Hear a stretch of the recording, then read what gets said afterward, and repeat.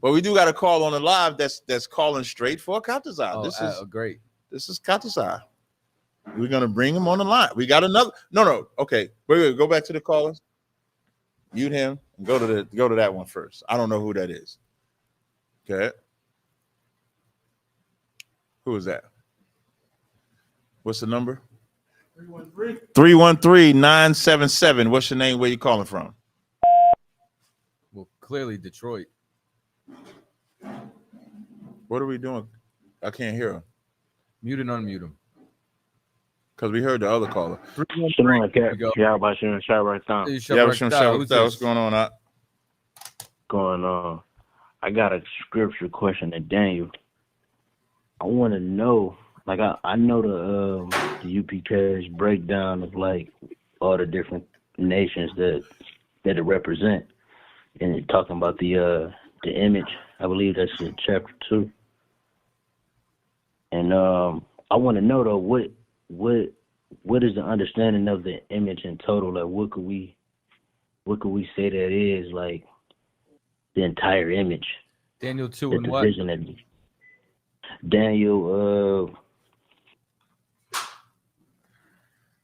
Daniel 2:31 when he getting the image, the great image. Daniel 2:1 says, "Thou, O King." 31. So like 31. Daniel 2:31 says, "Thou, O King, sawest, and behold, a great image. This great image, whose brightness was excellent, stood before thee, and the form thereof was terrible. This image head was of fine gold, and his breast and his arms of silver, and his belly and his thighs of brass, and his legs of iron, and his feet part of iron and part of clay. Thou sawest till that a stone was cut out of hands, which smote the image upon his feet, whereof iron and clay break them into pieces." So this is like a motif inside of the book of Daniel with different visions that he received. And all these visions that he was interpreting or that was seen is the different empires and nations as they arise coming out into the earth, and the new empires that take over. There was changing of the guards. So initially it starts with Nebuchadnezzar's father, taking over Babylon and the Assyrian Empire. You know what I'm saying? So from there, you know what I'm saying, it goes from gold to silver all the way on down, because the empires start to get watered down. And we go from, you know what I'm saying, from Babylon into the Medo-Persian Empire. From the Medo-Persian Empire, we go to the Greeks. Then from the Greeks, we go to Rome, and that's where you get with the iron and the clay. These are the different empires and how they arose into the earth. You see the same thing when it talks about that there was a lion with wings. That was Babylon and the Assyrian Empire. Their symbol was a griffin, and then the wings were plucked off. And then it talks about the bear, you understand, and that it lifted itself up on one side. That was the Medo-Persians. Most people talk about the Persians. No. Even the movie 300 talked about the Persians, but not everybody talks about the Medes, when the Medo-Persian Empire was one empire, but it lifted itself up on one side. And then from there, it goes into the leopard, you understand, which was Alexander the Greek, and eventually turning into the Roman Empire. And it talks about the horns, you know what I'm saying, the little horn. If an animal has big horns, it's an older animal. But if it's a smaller horn, it's a younger animal. And America was that little horn, you know what I'm saying, which came out of there. And all these empires came out of each other and were predicated off the last one in all these regime changes. So this vision was just one of those visions. Just in this one, it was with a statue.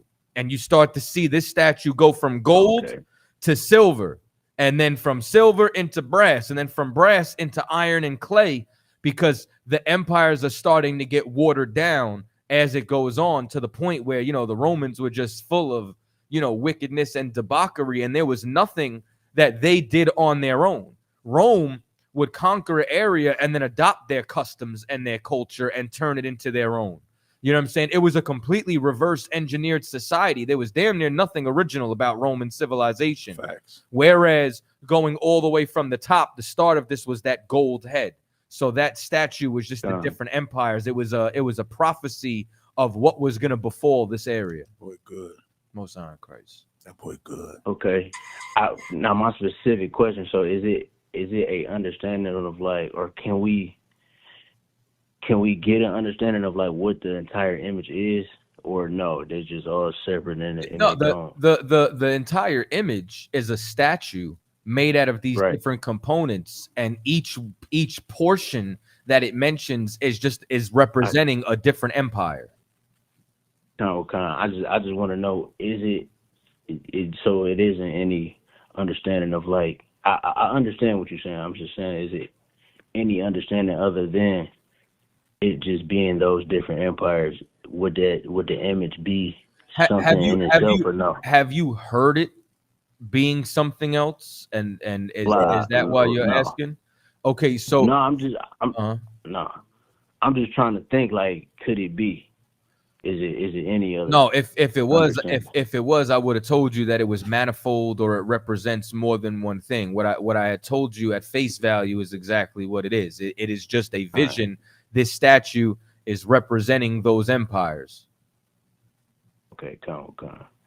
The water. Appreciate it. I on the bar. Yeah, kind of. Yeah. Very detailed, brother. How about Shem Shabbat? Yeah, but Shem Shabbat. Very detailed, brother. That was good. Hey, yo, check it out. Make sure you go on crossthelineradio.com right now and sign up. It's the only place you're going to get the exclusive content.